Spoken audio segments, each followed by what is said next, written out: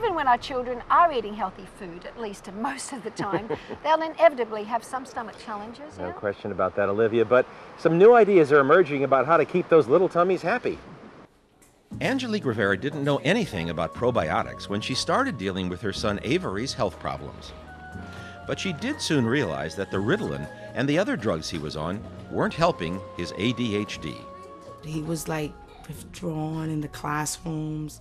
He wasn't speaking to me much. He was sad, basically, and not himself. In addition, Avery experienced skin problems all over his body and other side effects. So Angelique brought Avery to Dr. Asma Sadiq, Director of Child Development at New York's Beth Israel Hospital and an integrative physician. And he had GI complaints, decreased appetite, abdominal pain. Dr. Sadiq drastically reduced Avery's pharmaceutical meds and started him on a daily probiotic supplement. Probiotics help maintain a healthy supply of good bacteria in the intestinal system.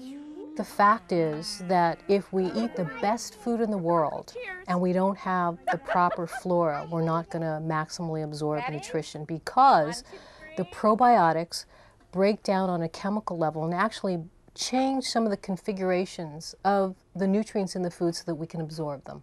Dr. Roberta Lee is medical director of the Continuum Center for Health and Healing in New York.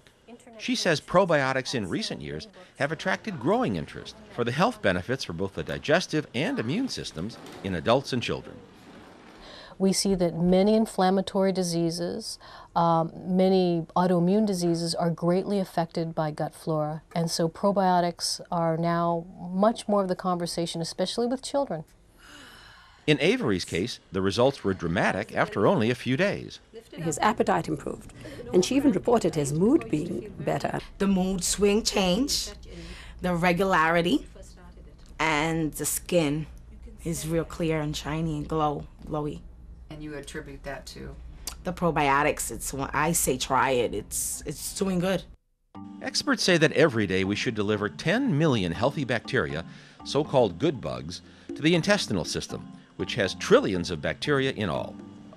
Yogurt and other cultured foods are one popular way to get probiotics into our systems, but it's hard to know how many of those good bugs actually make it through the acid of our stomach and into the intestines alive.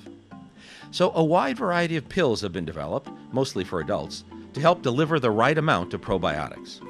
And other options are being developed for children, starting at a very early age. So there's a lot of exciting new research that's happening with probiotics. And it's amazing that it's being added into formula, added into yogurts, added into straws, and now we have powder forms, and we also now have chewable forms that are making it easier for children to take it like a vitamin. One of those options has even spawned a cartoon character, Zorby, which is a character that we created specifically trying to make it easier for children to relate to a somewhat unusual topic, belly bugs. However they get those good belly bugs, Dr. Sadiq says probiotics can be a very beneficial part of the daily diet for kids as well as adults. Our foods are so processed. We're not getting enough of the good bacteria. Chewable tablets is a great idea because kids like to chew on stuff and it doesn't become something they have to swallow but something that melts in their mouths. We just need to support the immune system in so many ways, and I think probiotics is one of the ways that is offered and available.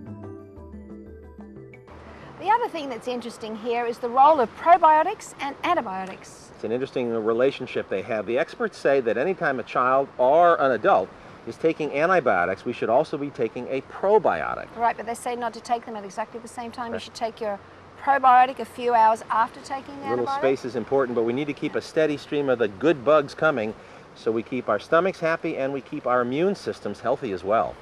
Next up, what about vitamins for children? We'll get some advice. So I suggest multivitamin drops for toddlers, and particularly drops containing DHA, one of the omega-3s that's structurally important for the brain.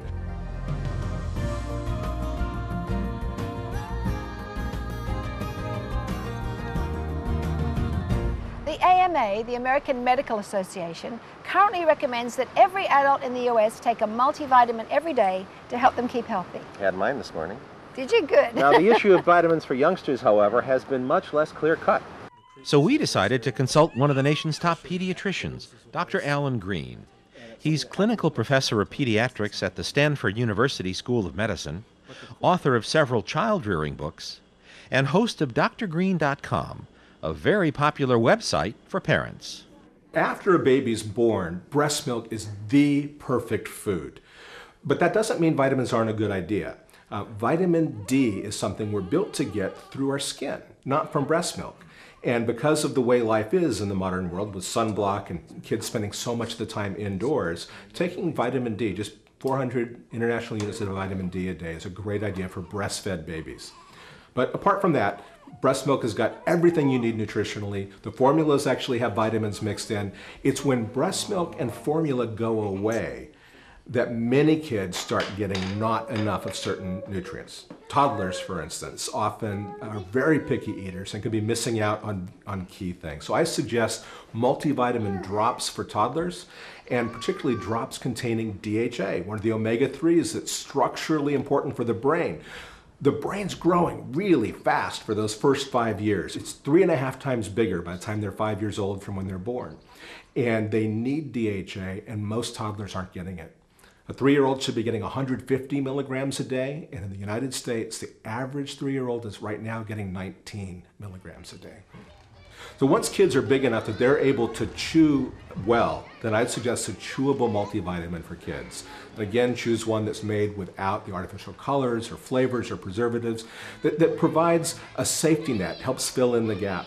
There's one interesting study recently that just looked at kids taking multivitamins versus not. It was a meta-analysis of a bunch of studies and found that school performance was better if kids were taking multivitamin. In the teenage years, calcium is very important. They're putting on 50% of their lifelong bone mass during the adolescent years. And what happens with calcium in the bones is you build up to a certain peak amount, and then for the rest of our lives, we lose a little bit every year. So osteoporosis you think of as an old age disease, but really it's a pediatric disease. That's when the course is set, whether you're going to have osteoporosis or not. I wonder if there's ever a time when we could get all the nutrients we needed out of the food we ate. That's a good question, but I'm afraid if that time ever existed, it's long gone now. I think you're right, which is why it's so important to pay attention to our diets and supplement as necessary. You know, the other supplement I know Dr. Green recommends is lots of exercise for kids and adults. Yeah, especially weight-bearing exercise is good for our bones as well as our muscles.